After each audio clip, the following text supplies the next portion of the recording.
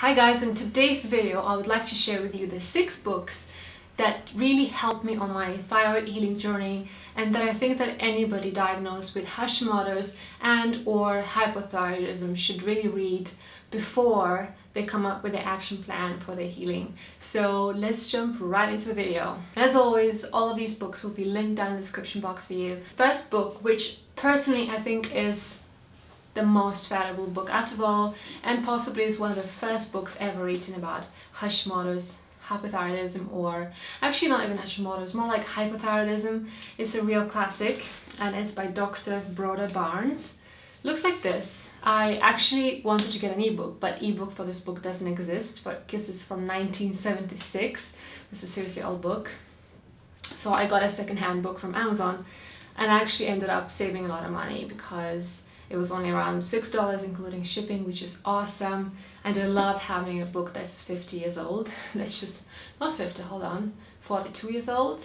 Yeah, 43 almost. Broda Barnes was the doctor, the pioneer, who was the first one who started using the basal body temperature for diagnosing hypothyroidism. And to this day, it's still the best, the most accurate way to diagnose hypothyroidism.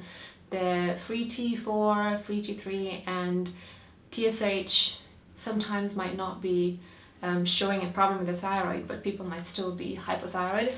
So this book explains all that, and it talks about so many different illnesses that are actually linked to hypothyroidism. They have the hypothyroidism as a root of all of those.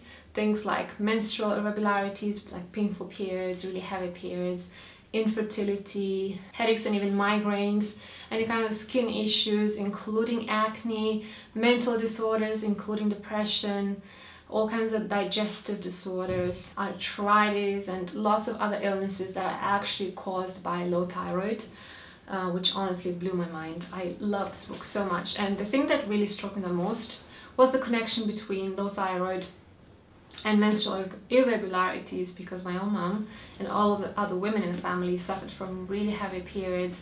My mom ended up going through hysterectomy at quite a young age, so I have always been very focused on fixing my period problems, and this book gave me a lot of answers. If I could only read one book, I would read this one because I think it's awesome. The second book I can really recommend so much is Hypothyroidism Type 2, The Epidemics by Dr. Mark Starr.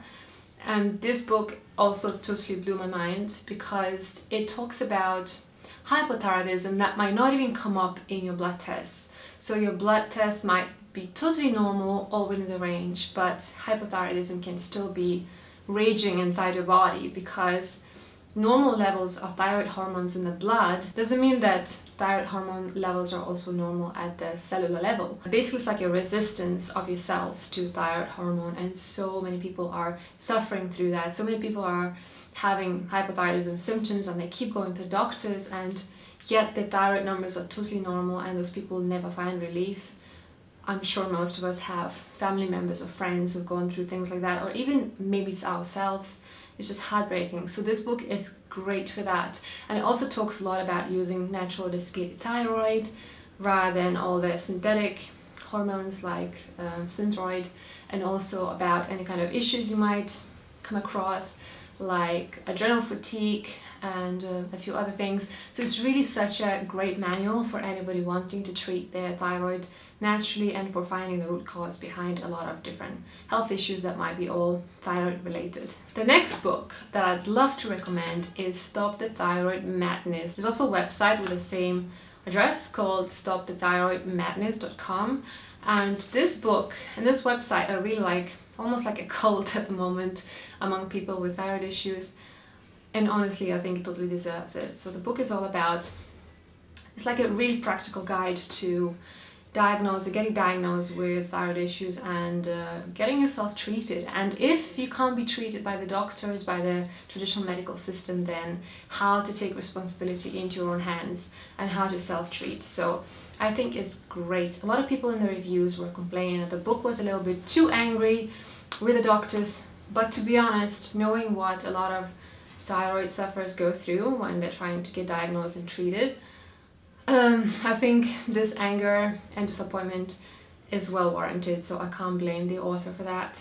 But it's a great book if you're into practical tips and into really understanding how your thyroid works and how to treat it. The fourth book I'd love to introduce to you is called Why Do I Still Have Thyroid Symptoms If My Lab Tests Are Normal by Dr. Datis Karazian.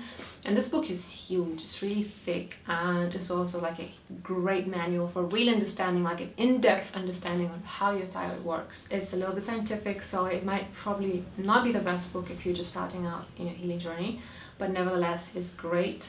It talks about the 7 different patterns of low thyroid that can come up in your blood test results and that doctors might miss.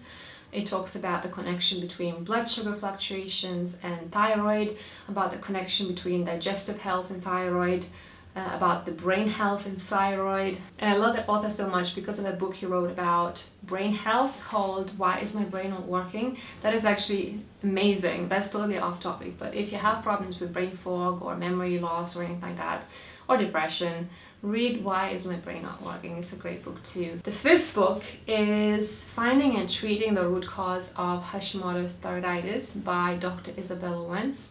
And it was actually the first book I read when I found out I had Hashimoto's and hypothyroidism.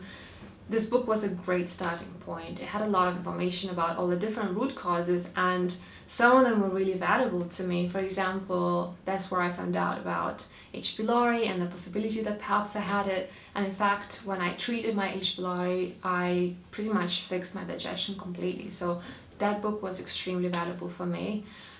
And it definitely gave me lots of ideas on, what to look into, where to move forward as I was starting out. So I'd say it's a great book to start from if you've just been diagnosed and you don't know where to start from. And then the last book is not really directly related to Hashimoto's or hypothyroidism, but it's very important because it's all about fixing your digestion, getting it stronger. When people get diagnosed with Hashimoto's, the first thing they're told to do is give up gluten and dairy, which honestly I tried as well for 6 months and it didn't give me any kind of relief. In fact, I think I felt worse both mentally and physically.